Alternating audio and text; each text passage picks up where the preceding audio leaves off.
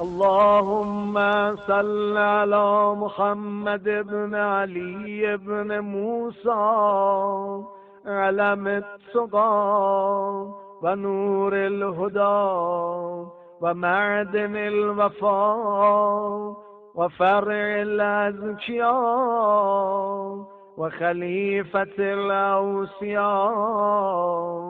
وأمينك على وحيك. اللهم وكما هديت به من الضلالة واستنقذت به من الحيرة وارشدت به من اهتدى وزكيت به من تزكى فصل عليه أفضل ما صليت على أحد من أوليائك